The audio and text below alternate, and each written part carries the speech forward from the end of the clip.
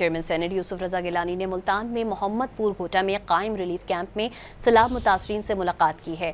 Chairman senate Yusuf रजा गिलानी ने मोहम्मदपुर घोटा में कायम रिलीफ कैंप में सैलाब मुतासरीन से मुलाकात करके उनके मसाइल सुने, खवातीन से बातचीत भी की। इस मौके पर मीडिया से गुफ्तगू करते हुए चेयरमैन सेनेट यूसुफ रजा गिलानी का कहना था कि सैलाब का आना पाकिस्तान के लिए बहुत बड़ा सानिहा है।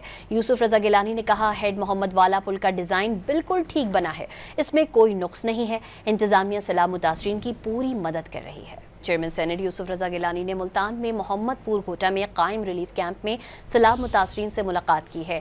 चेयरमैन सेनेट यूसुफ रजा गिलानी ने मोहम्मदपुर घोटा में कायम रिलीफ कैंप में सैलाब मुतासरीन से मुलाकात करके उनके मसाइल सुने, खवातीन से बातचीत भी की। इस मौके पर मीडिया से गुफ्तगू करते हुए चेयरमैन सेनेट यूसुफ रजा गिलानी का कहना था कि सैलाब का आना पाकिस्तान के लिए बहुत बड़ा सानिहा है।